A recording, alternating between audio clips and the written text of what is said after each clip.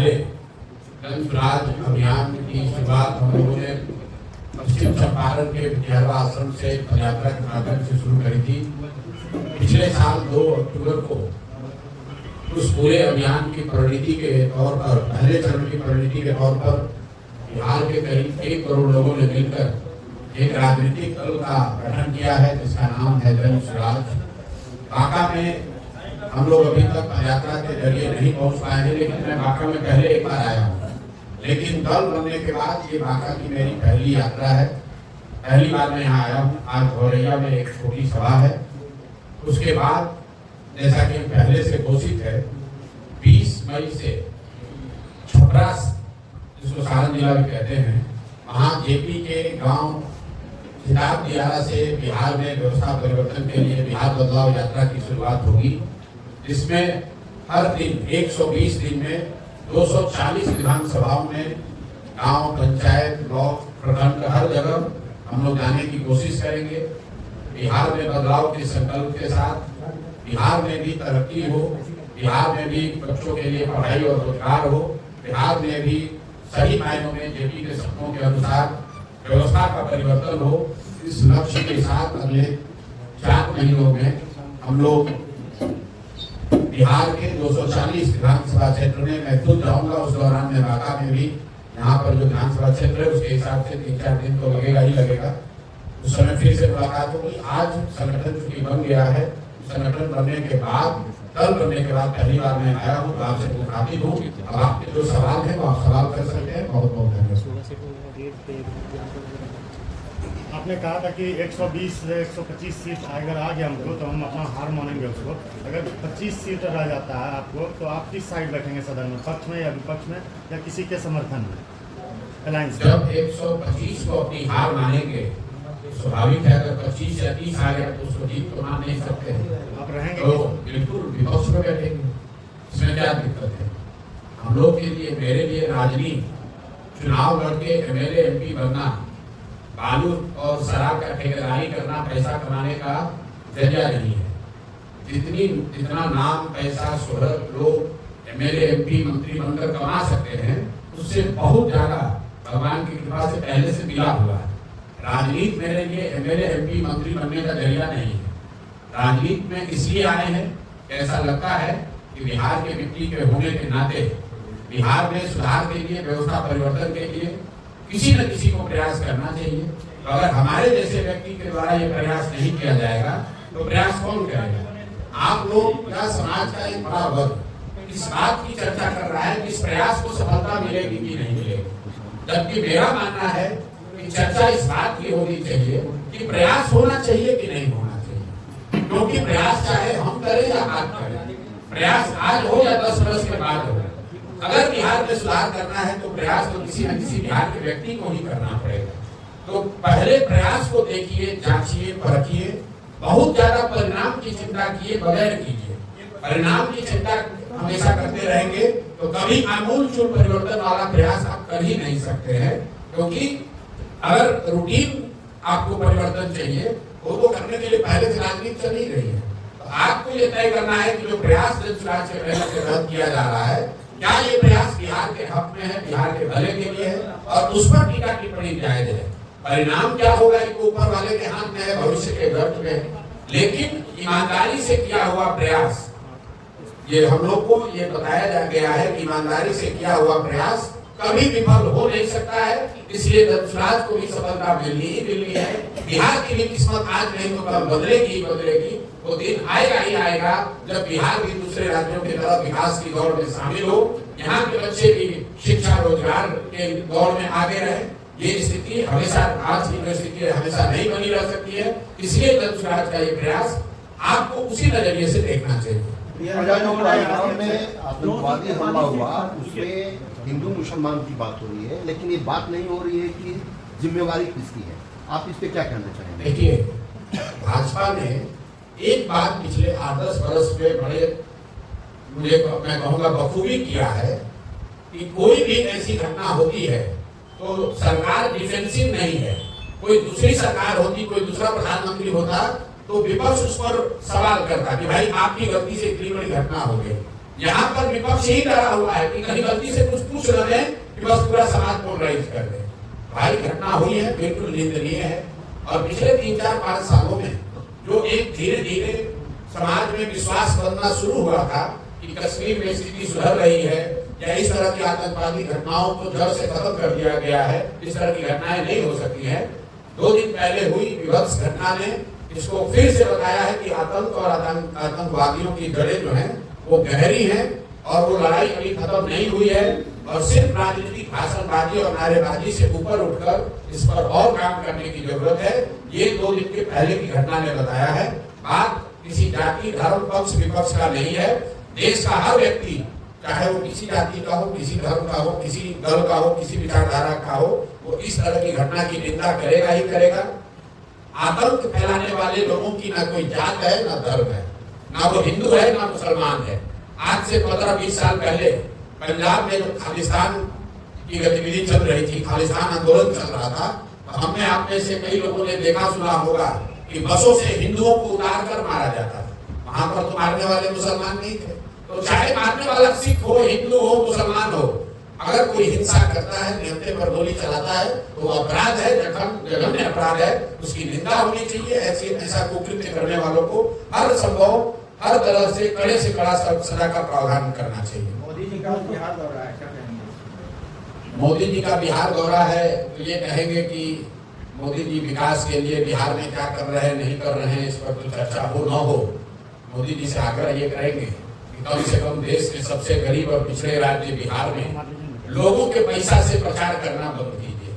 आज मोदी जी आ रहे हैं, आपने देखा होगा सरकार ने बाकायदा ऑर्डर जारी किया है कि पंचायती राज से जुड़े हुए जितने पदाधिकारी हैं, जनरल एडमिनिस्ट्रेशन से जुड़े हुए पदाधिकारी सरकारी खर्चे पर, मतलब आपके हमारे पैसे से पूरे बिहार से लोगों को इकट्ठा करके मधुबनी ले जा रहे हैं। अब आप बताइए, आप प्रधानमंत्री हैं, भाजपा देश की सबसे धनी पार्टी है, अगर आपको लोगों से संवाद करना है तो गरीब बिहार के लोगों के पैसे से क्यों प्रचार कर रहे हैं?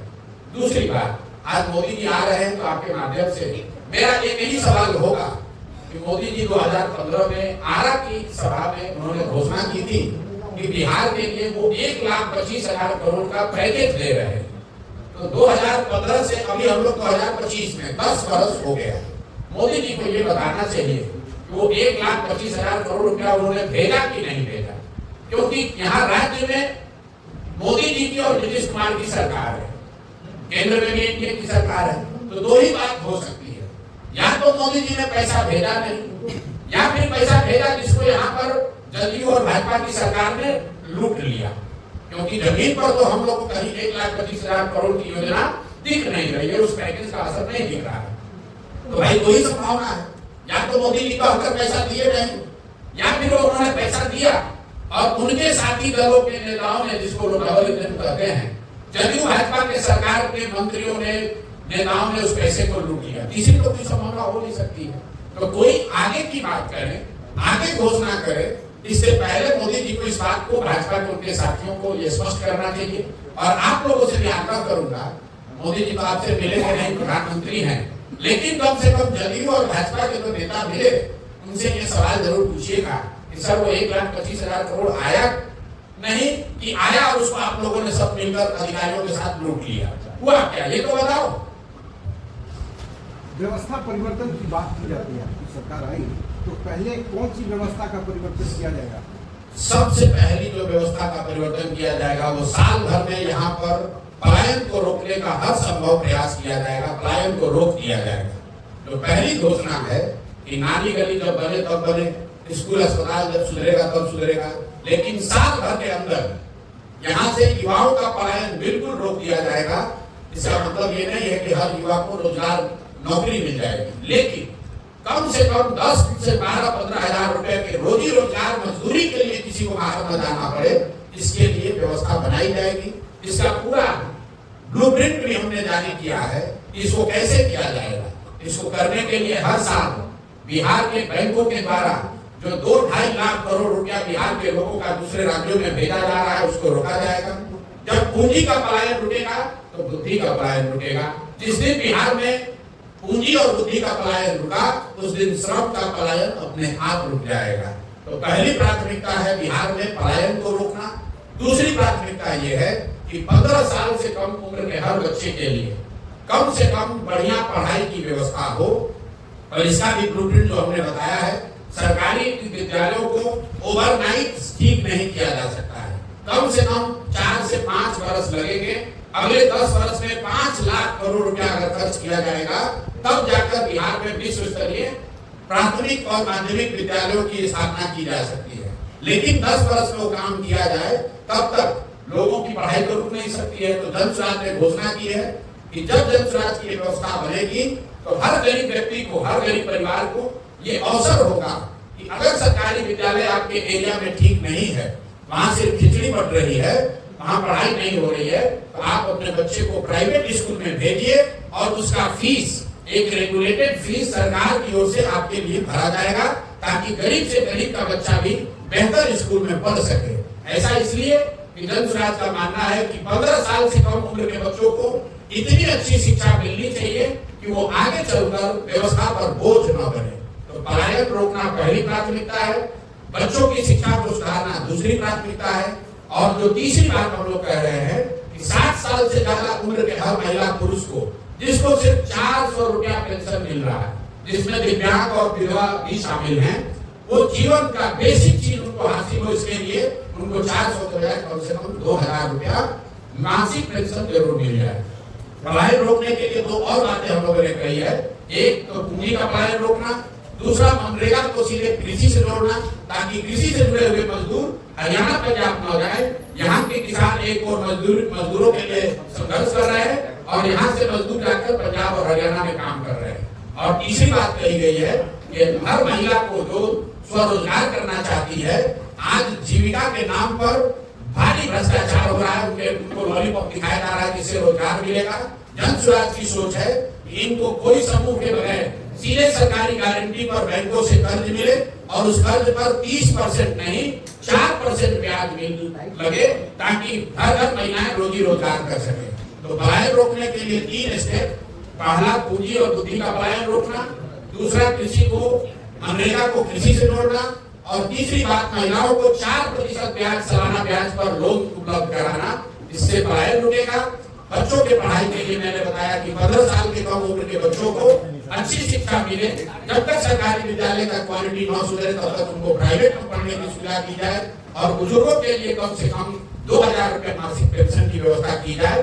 मोटे तौर पर जन स्वराज के बिहार विकास के ये 3 मूल मंत्र है: शिक्षा, रोजगार और सम्मानजनक जिंदगी।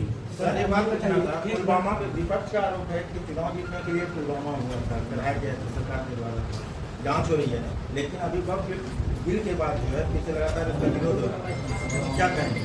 देखिए, राजनीतिक जो लोग राजनीति करते हैं, जो राजनीतिक दल हैं, वो आरोप प्रत्यारोप लगाते रहेंगे। हम और आप नहीं जानते हैं कि पुलवामा की सच्चाई क्या है। बहुत सारे लोग उसका दोषारोपण सरकार पर करते हैं, सरकार का अपना पक्ष है, लेकिन जब तक कोई बात प्रमाणित तौर पर जनता के बीच में न हो, इस तरह के आरोप प्रत्यारोप लगाना मुझे लगता है कि वो ठीक नहीं है। आतंकी हमले के मामले में देश को एकजुट होना चाहिए, ये गलत है और गलत का साथ किसी भी नजरिए से नहीं किया जा सकता है। उसका कारण चाहे कुछ भी बताया जाए। जहां तक भाजपा का सवाल है, ये लोग चाहे वो पुलवामा की बात हो या आतंकवादी का जनरल मामला हो, इसको धर्म से जोड़कर समाज में विद्वेष फैलाने की इनकी जो नीति और सोच है, उसका नुकसान है और उसका भी विरोध उतनी मजबूती से होना चाहिए जितना विरोध पहले की इम्पीचमेंट पॉलिटिक्स का होता है। अगर भाजपा वाले ये कर रहे हैं तो निश्चित तौर पर उनकी गलती है और उसका विरोध होना चाहिए। सरकार अगर बनती है तो भ्रष्टाचार पर आप क्या? हमने पहले कहा है कि हम उन नेताओं में से नहीं हैं तो ये कहे कि हमारी सरकार बनेगी और कल भ्रष्टाचार खत्म हो जाएगा। हम इस तरह की बात नहीं करते हैं। भ्रष्टाचार खत्म करने के लिए, भ्रष्टाचार पर अंकुश लगाने के लिए जन स्वराज ने 4 स्टेप प्रोसेस बताया। आपने देखा इस देश में एक आंदोलन अन्ना का शुरू हुआ, जिसमें बताया गया कि जन लोकपाल करके कानून बन जाएगा, भ्रष्टाचार खत्म हो जाएगा। जिन लोगों ने आंदोलन किया वही भ्रष्टाचार के मामले में जेल में गए। तो मैं ऐसा नहीं समझता हूँ कि कोई एक व्यक्ति या कोई कानून, कोई अधिकारी भ्रष्टाचार को रोक पाएगा। दुनिया भर में जिन देशों ने भ्रष्टाचार पर अंकुश लगाया है उनसे अगर आप सीखे तो बिहार के लिए जन सुराज ने भ्रष्टाचार रोकने के लिए 4 बातें बताई। पहला, सही और ईमानदार, जहां तक हो सके सही और ईमानदार जनप्रतिनिधियों का चुनाव। अगर आप बालू माफिया, शराब माफिया, ठेकेदारों को, बदमाशों को, लुटेरों को, गुंडों को चुनकर सरकार में बैठाएंगे तो उससे आप ईमानदारी की अपेक्षा नहीं कर सकते। दूसरी बात कही गई, सत्ता और संसाधन का बड़े पैमाने पर विकेंद्रीकरण। आज पूरी जो व्यवस्था है वो मुख्यमंत्री और उनके इर्द गिर्द के 4-5 अफसर चला रहे हैं। उन्हीं के हाथ में 3 लाख करोड़ का बजट है, उन्हीं के हाथ में योजनाएं हैं। उनकी मर्जी होगी तो पैसा जारी होगा, उनकी मर्जी नहीं होगी तो पैसा जारी नहीं होगा। जब पंचायती राज का कानून बनाया गया 1990 के दशक में, तो उसके प्रपत्र में ये लिखा गया है कि सत्ता और संसाधन का विकेंद्रीकरण होना चाहिए और करीब करीब 1/3 विकास की राशि पंचायती राज की संस्थाओं के माध्यम से खर्च होना चाहिए। बिहार में पिछले 20 वर्ष में 3% से कम राशि ही पंचायती राज्यों के माध्यम से खर्च हो रहा है। सारा पैसा अफसरशाही और अफसरों के माध्यम से खर्च हो रहा है। तो जन सुराज की दूसरी सोच है कि ईमानदार राजनीतिक नेतृत्व के चुनाव के साथ साथ बड़े पैमाने पर सत्ता और संसाधन का विकेंद्रीकरण होना चाहिए। सब कुछ चीफ मिनिस्टर के ऑफिस और उसके 4 अधिकारियों के द्वारा नहीं चलाया जाना चाहिए। तीसरा स्टेप ये है, बड़े पैमाने पर जन भागीदारी। जो भी योजना चल रही है, लोगों को ये पता तो चलना चाहिए कि योजना क्या है, उनका उनमें अधिकार क्या है। लोगों को पता ही नहीं है कि भाई हमको आवास के लिए कितना पैसा मिलना चाहिए। उनको ये पता ही नहीं है कि 3 डिस्ट्रिक्ट जमीन उनको मिलना चाहिए। भूमिहीनों को ये पता ही नहीं है। आपको ये पता ही नहीं है कि हमको आरोग्य कार्ड कहाँ से मिलेगा या किसानों की स्वनिधि का पैसा कब मिलेगा। तो जब भागीदारी न होना भी बड़ी परेशानी है। और चौथा और अंतिम बात, बड़े पैमाने पर टेक्नोलॉजी का इस्तेमाल। जैसे आप देख रहे हैं, पहले बिजली का बिल का बहुत चोरी होता था। जब से स्मार्ट मीटर आ गया, प्रीपेड आने से लोगों को दिक्कत है, लेकिन स्मार्ट मीटर आने के बाद से बिजली चोरी में कमी आई है। अब आप देख लीजिए, यहाँ नल जल योजना की बात होती है। नल जल योजना में आज तक 25,000 करोड़ रुपया खर्च होने के बाद पता ही नहीं चल रहा है कि कहाँ योजना बनी, कहाँ चालू है, कहाँ बंद है। अगर 25,000 करोड़ रुपया में से कुछ पैसा लगाकर स्मार्ट मीटर इन सारी योजनाओं में लगाया गया होता तो पटना में बैठे बैठे आपको पता चलता कि कब मोटर ऑन हुआ, कितना पानी निकला, पानी कहाँ तक पहुंचा। तो ये 4 स्टेप प्रोसेस है बिहार में भ्रष्टाचार रोकने का। ईमानदार जनप्रतिनिधियों का चुनाव, दूसरा सत्ता और संसाधन का बड़े पैमाने पर विकेंद्रीकरण, तीसरा सरकारी योजनाओं में जन भागीदारी और चौथा बड़े पैमाने पर टेक्नोलॉजी का, तकनीक का उपयोग। इन चारों चीजों के समायोजन से भ्रष्टाचार पर बड़े स्तर पर अंकुश लगाया जा सकता है। आपने सभी सीटों पर चुनाव लड़ने की घोषणा की है और सभी पार्टियां लगभग जातिगत समीकरण साथी है। आपका क्या रहेगा? आपका उम्मीदवार चुनने में आपकी क्या ये रहेगी? देखिए, ऐसा है, अगर आपका जन्म हुआ है तो आप किसी न किसी जाति के हैं और समाज में अगर जाति एक मुद्दा है तो राजनीति में भी जाति होगी ही होगी। जन सुराज की सोच ये है कि टिकटों का डिस्ट्रीब्यूशन या पार्टी में पदों का डिस्ट्रीब्यूशन जाति के आधार पर ना होकर क्षमता के आधार पर होना चाहिए। लेकिन अगर मान लीजिए कि बिहार में 243 लोगों को जन सुराज से टिकट मिलना है और 1000 से ज्यादा लोग काबिल है या उस पद के लिए, उस मनोनयन के लिए इच्छुक है, तो उन 1000 काबिल सही लोगों में से बंटवारा कैसे किया जाएगा? उसके लिए कहा गया कि जिस जाति की जितनी संख्या है उस जाति के उतने काबिल लोगों को लाकर टिकट दिया जाएगा। तो पहला आधार काबिलियत है, लेकिन काबिल लोगों के समूह में ये बंटवारा कैसे होगा, उसमें जाति का, जेंडर का ध्यान रखा जाएगा कि कम से कम 40 महिलाओं को टिकट मिले, कम से कम 40 मुस्लिम साथियों को टिकट मिले, 70 अति पिछड़ा समाज के काबिल लोगों को भागीदारी दी जाए। जाति आधार नहीं है, आधार काबिलियत है, लेकिन काबिल लोगों के समूह में से अगर बंटवारा करना है तो कुछ न कुछ तो उसका ऑब्जेक्टिव आधार होना चाहिए, इसलिए उसको रखा जाएगा। सर, बिहार की राजनीतिक जमीन पे जो मौजूदा पार्टियों द्वारा जातिगत समीकरण साधा गया है, उसको आप अपने मैनिफेस्टो के तीर से कैसे मतलब चक्रीय को तोड़ेंगे? और दूसरी बात कि नीतीश कुमार के पास ब्रह्मास्त्र है जीविका दीदियों का, उसका सामना आप कैसे अपने मैनिफेस्टो से कर पाएंगे? भाई, हम तो जहाँ 2 साल पैदल चले, हमको तो कोई जीविका दीदी बहुत खुश नजर नहीं आई। सरकारी खर्चे पर सरकारी अफसरों का या सेमी गवर्नमेंट ऑफिस लोगों का एक आर्डर बनाकर उनसे प्रचार करना, उनसे वोट लेना, ये कोई नीतीश कुमार पहले व्यक्ति नहीं है, बहुत लोगों ने, बहुत नेताओं ने ऐसा ट्राई किया है। जब जनता का मूड बदल जाए तो ये कोई काम आने वाला नहीं है। मान लीजिए कि उन्होंने विकास मित्र और टोला सेवक बनाए, अगर विकास मित्र और टोला सेवक उनसे सरकार से सैलरी पा रहे हैं और शायद दलितों की मदद करना भी चाहे, ये अगर सच्चाई है तो ये भी तो सच्चाई है कि 50 लाख दलित महादलित परिवार को जो 3 डिसमिल जमीन मिलनी थी, उन 50 लाख लोगों में सिर्फ 2.34 मतलब 2.25 लाख लोगों को ही वो जमीन मिली है। आज 20 वर्ष के नीतीश कुमार के शासन के बाद दलित परिवारों को सिर्फ 2,34,000 परिवारों को ही 3 डिसमिल जमीन मिली, जबकि 2006 में नीतीश कुमार ने कहा था कि हर दलित महादलित परिवार के भूमिहीन लोगों को घर बनाने के लिए 3 डिसमिल जमीन दे दिया जाएगा। तो अगर उन लोगों को जमीन नहीं मिली है तो सरकारी कर्मचारी कुछ भी कर ले, उसका असर होने वाला नहीं है। वो लोग नीतीश के खिलाफ ही वोट देंगे, चाहे वो जीविका दीदी हो या टोला सेवक हो, विकास मित्र हो या सरकार के दूसरे पदाधिकारी हो। शराबबंदी बिहार में सबसे बड़ा मुद्दा बना हुआ है, आपके द्वारा इस पे क्या स्टैंड है? और अगर आपका शराबबंदी को हटाने का अगर प्रक्रिया है तो क्या आपको वोट बैंक खरीदने का, महिला वोट बैंक काफी हद से जुड़े हुए हैं? जन स्वराज इन चीजों को वोट बैंक के नजरिए से नहीं देखता। मैंने शुरुआती दिनों में ही कहा है कि इस अभियान में मैंने एक संकल्प लिया हुआ है कि जो मुझे सही लगता है उसको बोलेंगे, चाहे उसका वोट बैंक पर पॉजिटिव असर पड़ेगा नहीं। मुझे ऐसा लगता है कि पहली बात ये समझिए कि शराबबंदी से ज्यादा हमारा विरोध शराबबंदी के उस कानून से है जिसमें दुकान बंद है और होम डिलीवरी चालू है। शराबबंदी अगर हो तब तो उसको हटाने और रखने की बात है।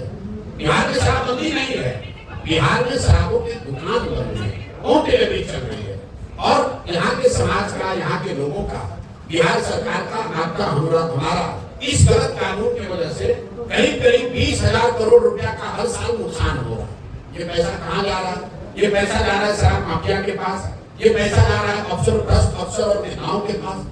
और सबसे बड़ी बात, जो युवा यहाँ पर भी आप देख रहे होंगे, पहली बार बिहार में पिछले 2-3 साल में सूखा नशा इतने तेजी से बढ़ा है कि मैं आपको बता रहा हूँ, अगर ये कानून नहीं हटाया गया तो 2-4-5 साल में जैसे आपने उड़ता पंजाब पिक्चर देखी थी, वैसे आप उड़ता बिहार देखिएगा, क्योंकि हर गांव में लड़के सूखा नशा की ओर अग्रसर है। वो आप हटाएंगे?